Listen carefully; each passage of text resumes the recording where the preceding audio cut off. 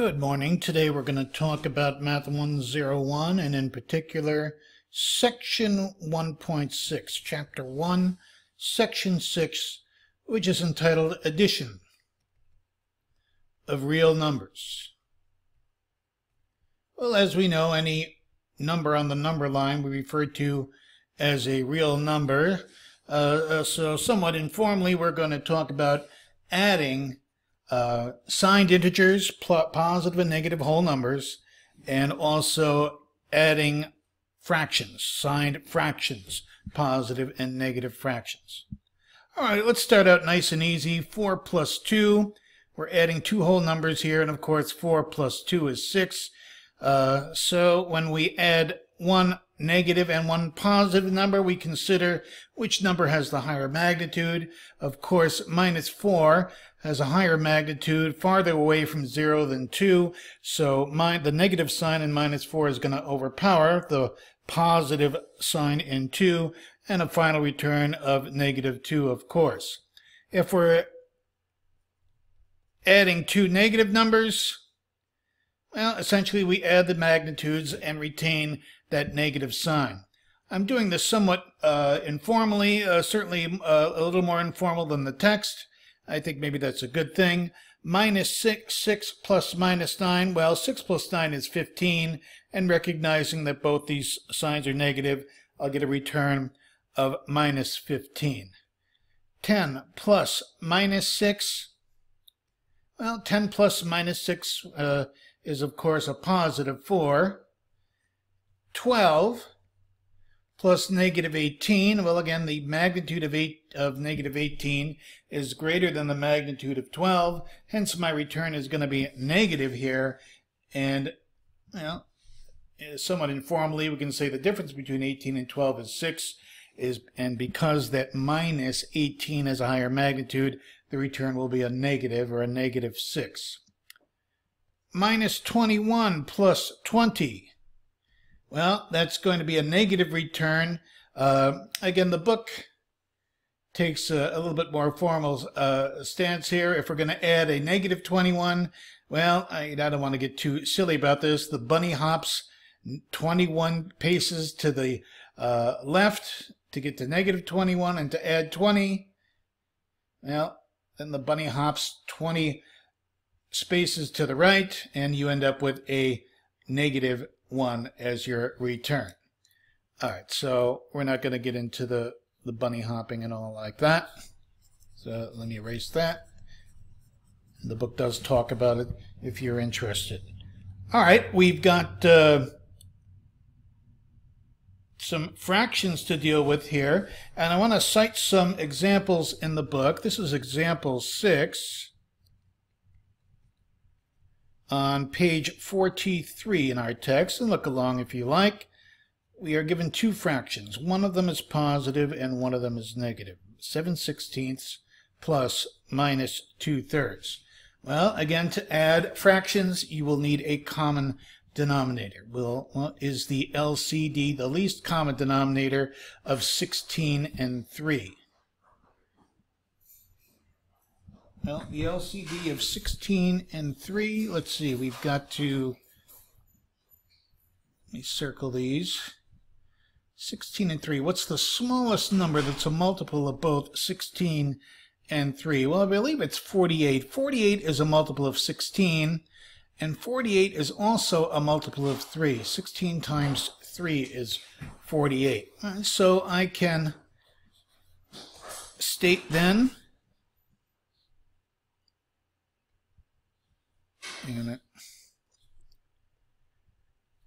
the LCD is 48, so I'm going to convert both of these fractions to equivalent fractions with denominators of 48.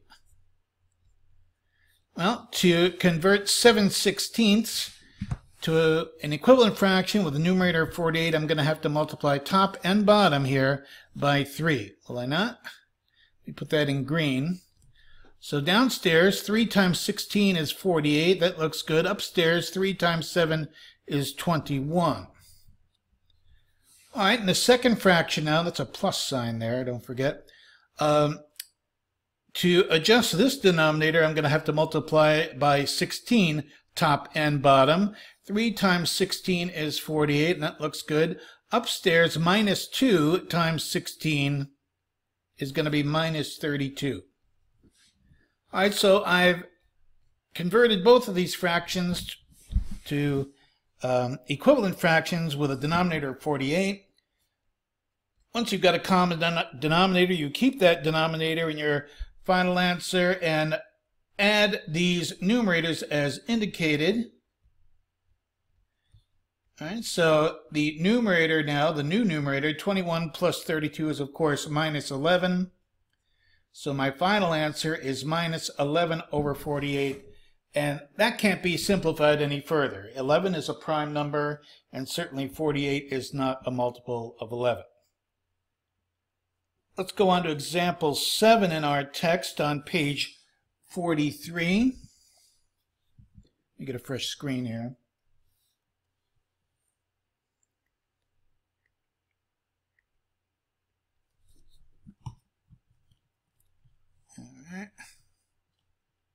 All right, here we go. This is example 7 in our book on page 43 again. Again, another fractional addition, side fractions. Minus 7/8 plus minus 3/40. All right, both fractions are negative. We'll still need a common denominator. Well, let's see. What's the least common denominator of 8 and 40?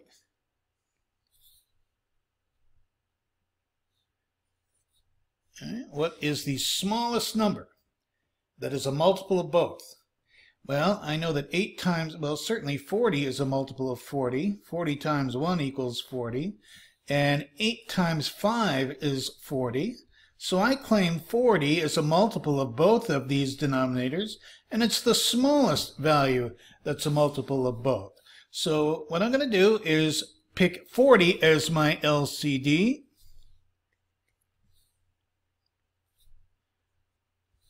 Trying to go back to yellow here.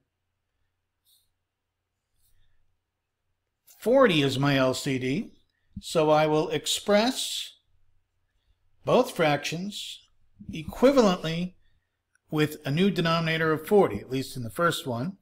Well, to convert this first fraction into one with a denominator of 40, I'm going to have to multiply top and bottom by 5. Downstairs, 5 times 8 is 40. Looks good. Upstairs, 5 times minus 7 is minus 35. All right, and the second fraction doesn't really change because I've already got a denominator of 40 there. All right, so let me add these numerators now.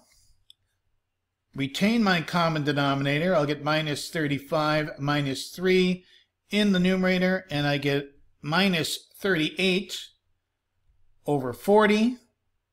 But both those numbers are even. I can reduce this fraction further. Again, you're not done until you've completely simplified your final answer. Final answer, minus 19 over 20. Right? All right. Another example in our text. Again, these are worked out in our text somewhat more formally than we're doing them here. This is example 14 in page 45. Minus 3/5 plus 4/7. Again, we're adding two fractions, one positive, one negative, and we're going to need a least common denominator. Well, I think we can spot the LCD of 5 and 7.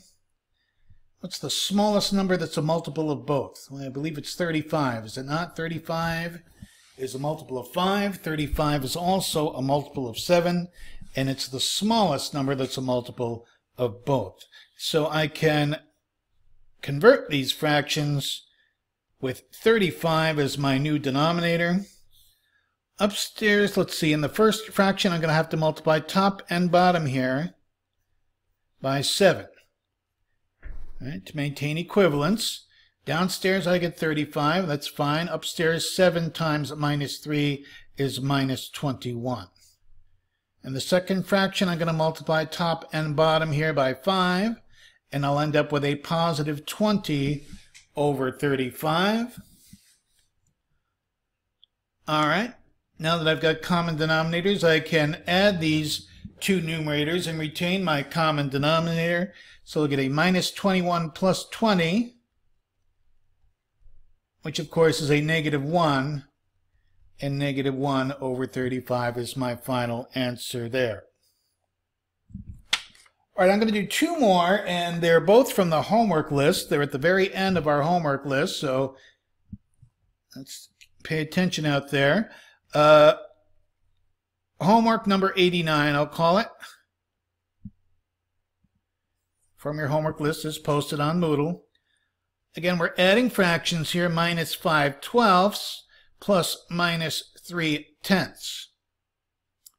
All right, LCD. We've got different denominators here. What is the least common denominator?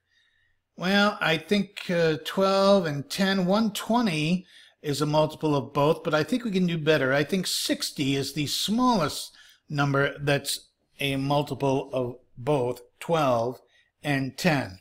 12, let's see, 60 is 12 times 5, and 60 is also 10 times 6. All right, so 60 is a multiple of 12 and also a multiple of 10. All right, so I'm going to convert both of these fractions into fractions with divisors or denominators of 60. In this first fraction, I'm going to have to multiply top and bottom by 5, right? Downstairs, 5 times 12 is 60. That's fine. Upstairs, 5 times minus 5 is negative 25. Be careful of the signs.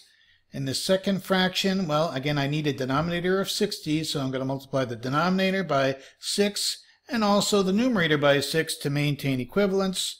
And I'll get a minus 18 over 60 in that second fractional slot. Now I've got to keep my common denominator of 60 and add my numerators, namely minus 25 plus minus 18. Well, minus 25 minus 18 is minus 43 in that numerator over 60. And 43 is a prime number. Certainly 60 is not a multiple of 43, so I claim minus 43 over 60 is my final answer. One more and we'll call it a day. This is 91, and the very last one on your homework list is posted on Moodle. Minus 13/14 plus minus 7/42. Well, as the magnitude of the number grows, it may be a little more difficult to spot the LCDs, but if you're observant here, I think 14 times 3 is 42, so 42 is going to work as my LCD. 14 times 3 is 42, I believe. Yes, it is. All right, so I'm going to convert these fractions. Well, the second one I don't have to do anything with because I'm already keeping 42 as my new denominator. In this first fraction, I'm going to multiply numerator and denominator by 3.